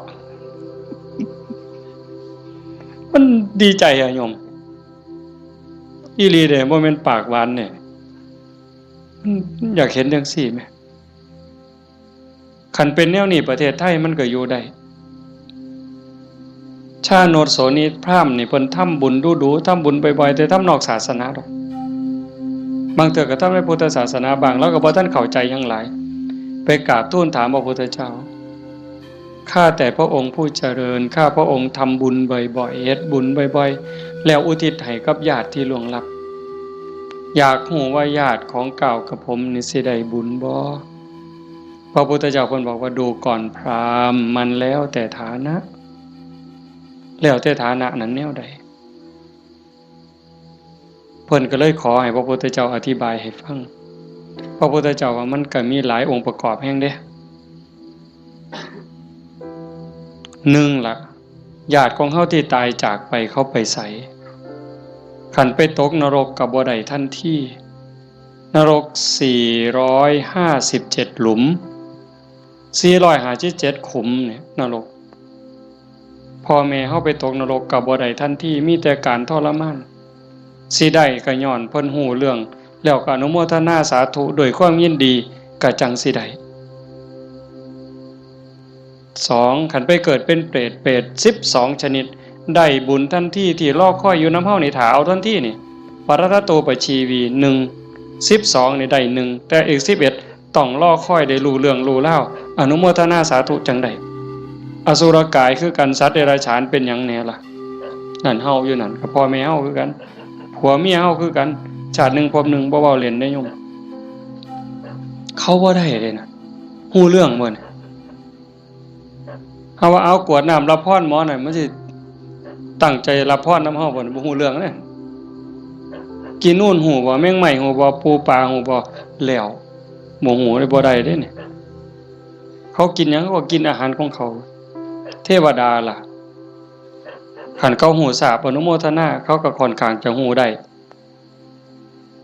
พรหมก็คือกันสุดท้ายก็สอบไปพุทธเจ้าเพิ่นบอกว่านอกจากญาติที่ล่วงลับจากไปแล้วอยู่ในภพภูมิที่สมควรได้ทันทีเขาได้แล้วอีกอย่างหนึ่งของที่ทำบุญเป็นบุญบ่ฆ่าเขามาบ่ลักมาบ่คดโกงมาบ่ในขณะที่ให้ก่อนให้หลังให้เจ้ามีความยินดีเจ้ามีศรัทธามีความภูมิใจจริงบ่พุ่นเด้แล้วผู้รับทานเจ้าเป็นไผมีศีลบ่มีธรรมบ่เพิ่นก็จังไล่มาตั้งแต่สัตว์เดรัจฉานแต่มาเทศน์ดูๆโยมฟังในวิทยุก็สิได้ยินมันได้บุญอยู่ดอกซ้ำแม่ครัวนี่ส้มแม่ครัวนี่ล้างถ้วยล้างซ้ำก่อนสิเทน้ำล้างถ้วยล้างซ้ำล้างหม้อลงในดินลงขี้สิกไม่ออกตั้งใจว่าสาธุเด้อน้ำล้างถ้วยล้างซ้ำเนี่ยมันมีรสชาติอาหารปนไปกับน้ำซึมลงไปในดินให้พวกสัตว์อยู่ในดินพวกไส้เดือนต่างๆให้มันกินได้อยู่ได้กินแล้วให้มันมีความสุขกายสุขใจซ้ำนี่ก็ได้บุญนับประมาณบ่ได้ได้บุญหลายก็ไล่ขึ้นมาจากสัตว์เดรัจฉาน100เทื่อพันเทื่อบ่ได้บุญหลายเท่ากับให้คนผู้บ่มีศีลขี่เหล้าเมายาขี่ลักขี่ป่นตีหัวหมาด่าแม่คน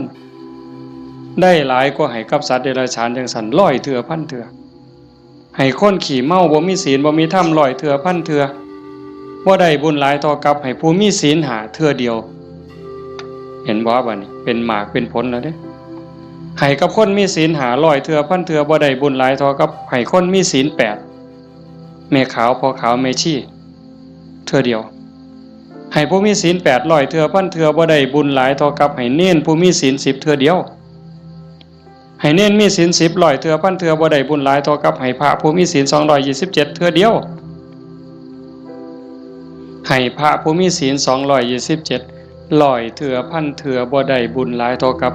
ให้นักบวชนอกศาสนาที่เขาข่มกิเลสได้ให้นักบวชนอกศาสนาร้อยเทื่อพันเทื่อที่เขาข่มกิเลสข่มราคะได้บ่ได้บุญหลายเท่ากับให้พอออกไม่ออกเฮาผู้มีศีล5ก็ตามศีล8ก็ตามที่บำเพ็ญประพฤติปฏิบัติหวังเป็นพระโสดาบันเทื่อเดียวไล่บัดนี้จากโสดาปัตติมรรคไปสู่โสดาปัตติผลสกิทาคามีมรรคไปสู่สกิทาคามีผลสติคามีผลไปสู่อนาคามีมรรคอนาคามีผลจากอนาคามีมรรคอนาคามีผลร้อยเทื่อพันเทื่อก็บ่ได้บุญหลายเท่ากับให้อรหันตมรรคคือผู้ปฏิบัติเพื่อเป็นพระอรหันต์เทื่อเดียวอรหันตมรรคร้อยเทื่อพันเทื่อก็บ่ได้บุญหลายเท่ากับให้อรหันตผลคือผู้สำเร็จอรหันต์แล้วเทื่อเดียวให้พระอรหันต์ร้อยเทื่อพันเทื่อก็บ่ได้บุญหลายเท่ากับให้พระปัจเจกพุทธเจ้าเทื่อเดียวพระปัจเจกพุทธเจ้าตรัสรู้คือพระพุทธเจ้าเก่งคือกันหมดผิดอย่างเดียวคือสอนบ่เป็นตรัสรู้เองโดยชอบบางครั้งบางคราวนี่อยู่น้ำกันเป็นพันเป็นหมื่นเลยโยมแต่ว่าสอนบ่ได้ตั้งศาสนาบ่ได้สร้างบริวารมาให้กับพระปัจเจกพุทธเจ้าร้อยเทื่อพันเทื่อบ่ได้บุญหลายเท่ากับให้พระสัมมาสัมพุทธเจ้าเทื่อเดียวพระสัมมาสัมพุทธเจ้าคือพระพุทธเจ้าเฮานี่ล่ะเจ้าชายสิทธัตถะมาเป็นพระพุทธเจ้านี่เพิ่นสอนคนตั้งศาสนาได้ให้พระสัมมาสัมพุทธเจ้าร้อยเทื่อพันเทื่อบ่ได้บุญหลายเท่ากับให้สงฆ์ให้คณะสงฆ์ที่มีพระพุทธเจ้าเป็นประธานเห็นบ่ให้สงฆ์ที่มีพระพุทธเจ้าเป็นประธานร้อยเทื่อพันเทื่อก็บ่ได้บุญหลายเท่ากับสร้างวิหารเทื่อนึงสร้างวิหารร้อยหลังพันหลังถวายพระพุทธเจ้าก็บ่ได้บุญหลายเท่ากับให้ธรรมะสอนธรรมะเห็นบ่นี่อาตมาได้บุญหลายอยู่เด้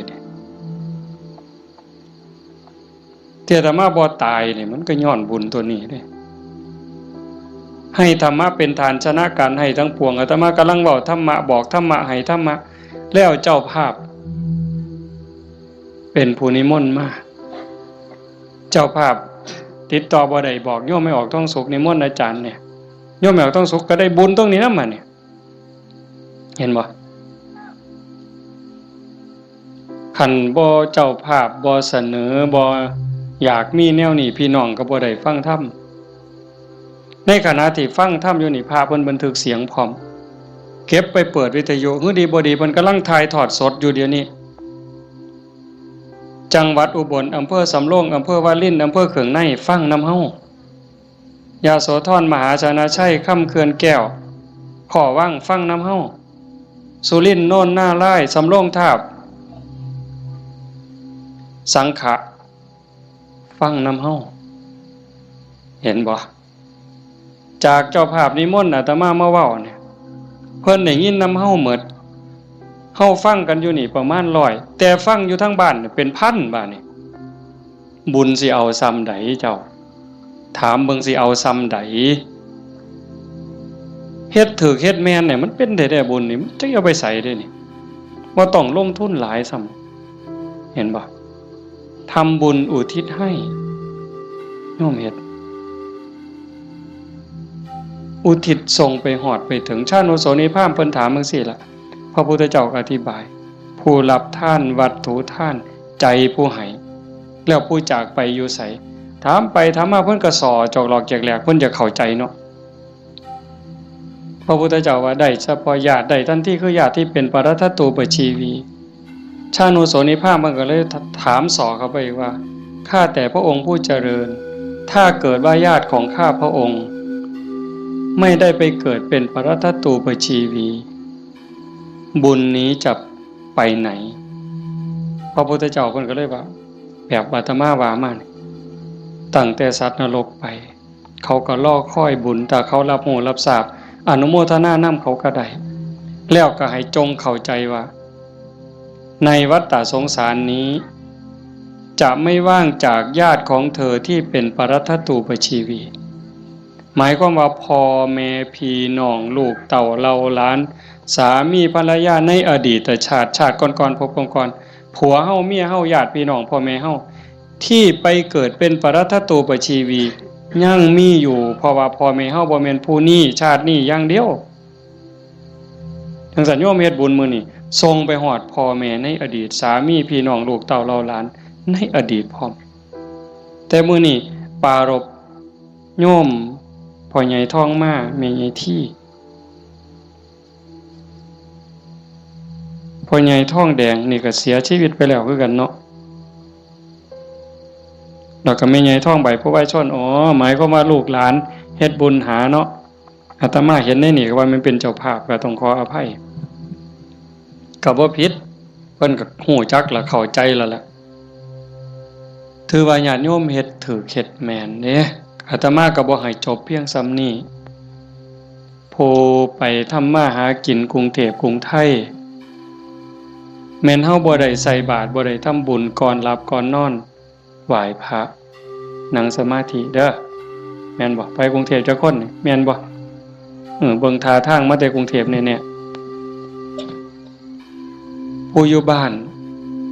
ใส่บาตรคันมื้อใดมันยากก็ใส่บาตรหน้าเฮือนคันมื้อใดมันพอไปได้ก็ไปจังหันจังซี่นะก่อนหลับก่อนนอนก็ไหว้พระกราบพระก่อนหลับก่อนนอนเว้าจากันดีๆเด้เว้าจาดีๆอยู่ในบ้านในเฮือนนี่มันเป็นสิริมงคลเทวดาเฝ้าบ้านเฝ้าเมืองเฝ้าเฮือนเฝ้าซ่านเฝ้าที่เฝ้าทางเฮาเอิ้นว่าภูมิบ้านภูมิเฮือนเพิ่นได้ยินเฮาเว้ากันดีๆเว้ากันม่วนๆเทวดาก็ดีใจอาจสิเป็นพ่อเฮาปู่เฮาย่าเฮาแต่อดีตก็ได้เห็นเฮาเว้าดีจากันดีเพิ่นก็อยากได้บุญน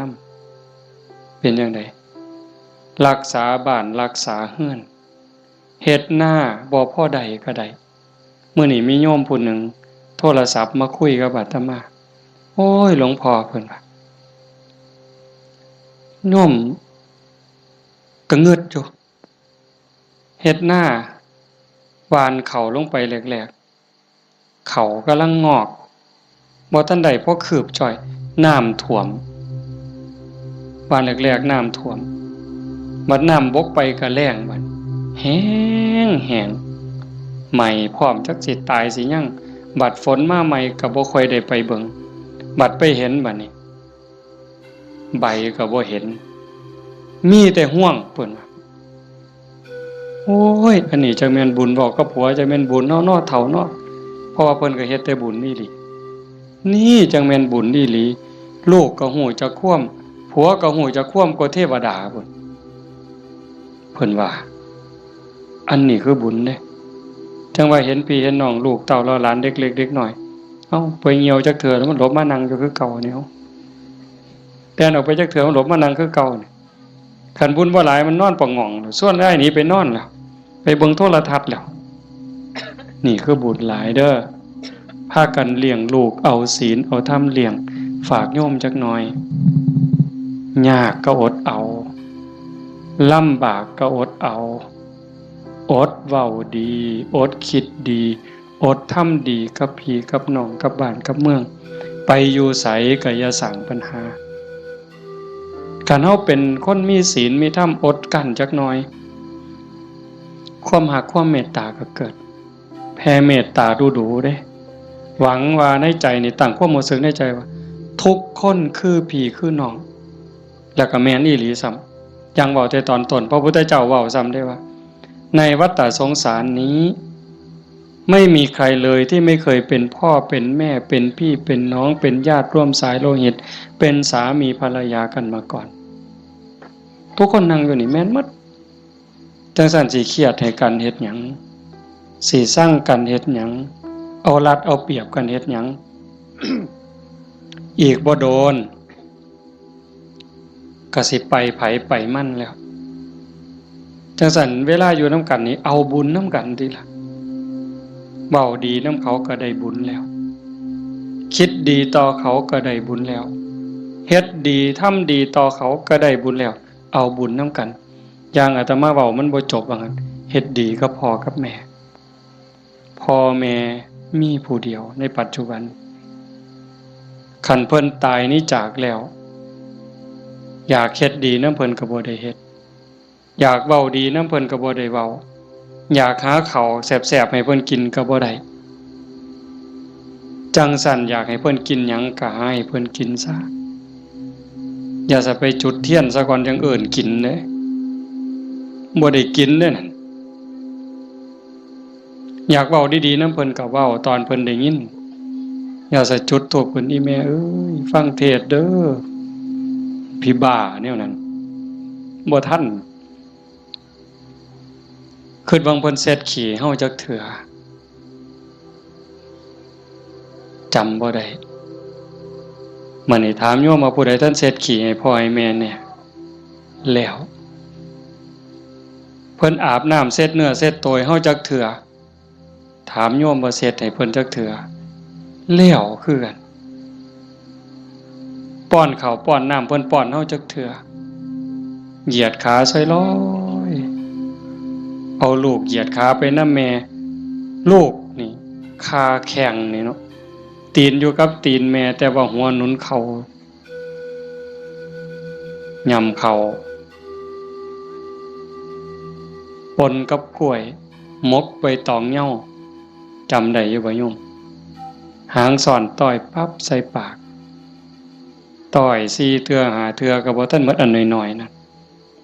หมดข้าวมกหมดเอามือจุ่มน้ำหยดป๊อกป้อนบ่ทันแล้วขี่พวดใส่ขาเครียดก็บ่เครียดจมก็บ่จมเซ้ยเห็นบ่มื้อนี้มีผู้ใดท่านได้เฮ็ดแน่อาตมาก็บ่ทันได้เฮ็ดคือกันเฮาสิเป็นหนี้บุญคุณเพิ่นส่ำใดจังซั่นเพิ่นจากไปแล้วแนวอยากเห็นแนวอยากฮู้สมมุติว่าจิตวิญญาณเพิ่นล่องลอยฮู้เห็นเฮาอยู่อยากเห็นลูกฮักกันอยากเห็นหลานฮักกันทุกข์ยากก็ช่วยเหลือแบ่งปันคือพี่คือน้องอย่าใส่เฮ็ดคือบางซุ่มเด้บางซุ่มนี่จูงแขนกันขึ้นโลงขึ้นศาลจะแม่นเพิ่นเก่งหลายน้องกับอ้ายฟ้องกันบ่แล้วโอ้ยจะแม่นพี่พ่อแม่สิเป็นทุกข์หลายจังว่าเฮาบ่เอาแนวนั้นเด้อมื้อนี้สมควรแก่การเวลาใส่เวลามาชั่วโมงเกือบครึ่งอะโยม25นาที26นาทีก็เห็นว่าสมควรแก่การเวลาขออนุโมทนาสาธุทุกคนทุกท่านน้อเจ้าภาพบ่อ่านก็ได้ดอกถือว่าทุกคนคือเจ้าภาพหมดมื้อนี้เฮาตั้งใจอุทิศบุญกุศลที่เกิดที่มีส่งไปถึงดวงจิตวิญญาณของโยมพ่อใหญ่ทองมาแม่ใหญ่ที่บุญชาลีโยมพ่อออกทองแดงโยมแม่ออกทองใบสาสังแล้วก็ปู่ย่าตายายญาติโกโหติกาที่ล่วงลับจากไปแล้วตั้งแต่ชาติใดภพใดเวลาใดก็แล้วแต่มื้อนี้เฮาได้ตั้งใจอุทิศบุญกุศลส่งไปถึงท้ายที่สุดก็ขออาราธนาอ้างอิงอำนาจแห่งคุณพระศรีรัตนตรัยคุณของพระพุทธเจ้าพระธรรมพระสงฆ์และอำนาจแห่งบุญกุศลคุณงามความดีที่มีทั้งหมดทั้งมวลที่ญาติโยมทั้งหลายได้สร้างได้ทำนี้ส่งไปถึงดวงจิตวิญญาณของโยมพ่อใหญ่ทองมาแม่ใหญ่ที่บุญชาลีโยมพ่อใหญ่ทองแดงโยมแม่ใหญ่ทองใบสาสัง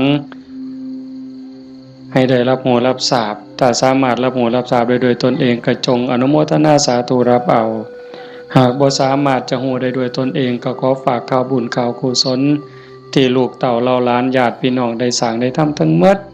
บ่ว่าสิเป็นการให้ทานการรักษาศีลเจริญภาวนาฟังเทศน์ฟังธรรมอ่อนน้อมถ่อมตนค้นคว้าที่ชอบค้นคว้าในสิ่งที่ชอบอุทิศส่วนบุญอนุโมทนาบุญทำความเห็นในถูกต้องถูกตรงนี้ฝากไปกับเหล่าเทพเทวดาปนางธรณีภูมิญาณวิถีอันเป็นทิพย์จงนำข่าวบุญข่าวกุศลส่วนนี้ไปแจ้งแก่ดวงจิตวิญญาณ ของโยมพ่อใหญ่ท่องมาแม่ใหญ่ที่บุญชาลีพ่อใหญ่ท่องแดงแม่ออกท่องใบสาสังให้ได้รับหูรับทราบแล้วจงอนุโมทนาสาธุรับเอาหากว่ามีความทุกข์ก็ขอบุญกุศลส่วนนี้ทายถอนให้ได้พ้นไปจากความทุกข์หากว่ามีความสุขดีอยู่แล้วก็ขอบุญกุศลส่วนนี้จงส่งเสริมให้ได้มีความสุขยิ่งขึ้นไปสุดท้ายก็ขอให้บุญกุศลเหล่านั้นจงสะท้อนย้อนกลับมาปกปักรักษาคุ้มครองญาติโยมสุขสุขคนให้เป็นผู้มีสุขภาพกายสุขภาพจิตที่แข็งแรงอายุมั่นขวัญยืนมีความสุขกายสุขใจปรารถนาสิ่งหนึ่งประการใดหากเป็นไปโดยชอบประกอบโดยธรรมก็ขอให้ความหวังความปรารถนานั้นจงสำเร็จทุกๆประการโดยทั่วกันทุกท่านทุกคนเถิดจังไปฟังโยมหมอมันมีของใหญ่เด้อใหญ่เด้อไปนู่นกุลมเด้อแจ้งให้ทราบปัจจัยที่ญาติโยมถวายในมื้อนี้เด้ออาตมาสิเอาเมื่อวัดส่วนหนึ่งสิไปซื้อขี้ดินได้ยินอยู่เนาะว่าในวิทยุเนาะสิซื้อขี้ดินเพื่อให้บุญกับโยมพ่อใหญ่แม่ใหญ่นำนี่ล่ะอีกส่วนหนึ่งอาตมาสิเอาไปทอดกฐินปีนี้อาตมาเป็นเจ้าภาพทอดกฐินไปทอดอำเภอเสรภูมิจังหวัด101มื้อวันที่25มีผู้สิไปนำบ่วันที่25หลังจากทอดที่วัดโน่นกุลมแล้วเดี๋ยวสิเว้าทั้งวิทยุดอกคันมีผู้สิไปนำก็บอกบ่ต้องบอกชื่อก็ได้ว่ากลุ่มขาน้อยมีจักคนคันหลายก็สิเมารถบัสแล่นรวยๆเมาก็ถ่าอยู่นี่ละปากทางนี่พากันไปถ่าอยู่หั่นมาจอดปั๊บก็ขึ้นเลยขากลับก็มาจอดหั่นก็แล้วแต่สิมาบัดนี้ บ่มาก็อยู่หั่นล่ะเด้อฟังทางวิทยุพระเอาบุญคักๆหาจากถ่าให้โดนคนนี่หากะลามันบ่ยืนอาจจะพาเฮ็ดบุญเด้อเอามื้อนี้เอาปัจจัยไปก็เพื่อเฮ็ดบุญอย่างว่านี่ล่ะเอาเป็นจังได๋คิดเขาก็คิดออกบ่ค่าน้ำค่าไฟมื้นขาลุกบ่ได้อ๋อเอาผู้ตีของก็ได้บุญได้ย้ายมุงนึงได้ 10% พุ่นแน่อันนี้ค่าน้ำค่าไฟกับค่าวิทยุนำเนาะคันบ่มีค่าไฟก็บ่ได้ฟังเด้ขอบมีค่าไฟจังได้ฟังวิทยุเนาะเอาตั้งใจบัดนี้เตรียมน้ำทาไว้กวดมีน้ำทาใส่น้ำทาบ่มีน้ำทาก็ใส่น้ำใจพนมมือเฮ็ดจิตใจให้มั่นคงนิ่งๆจักครึ่งนาทีคือทอดพ่อใหญ่ท่องมาแม่ใหญ่ที่พ่อใหญ่ท่องแดงแม่ใหญ่ท่องใบแล้วก็ญาติโยมที่มาฟังธรรมนี่ล่ะเฮามีพ่อมีแม่อยากให้ผู้ใดได้บุญนำก็ตั้งจิตเป็นสมาธิคันยิ่งจิตเป็นสมาธิมั่นคงเท่าใดพลังบุญก็ยิ่งแห้งเท่านั้นหลายไปเท่านั้น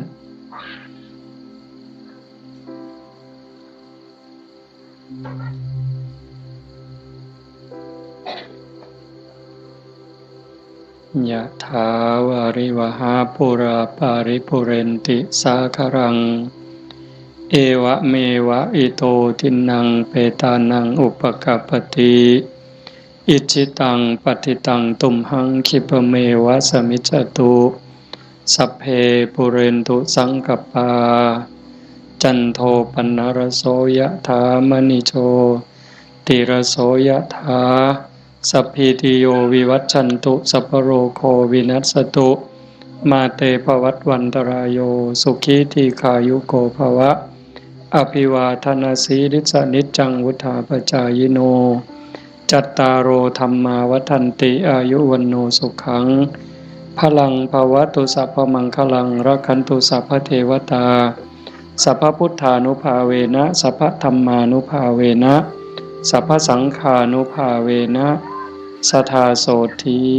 พระวันตุเต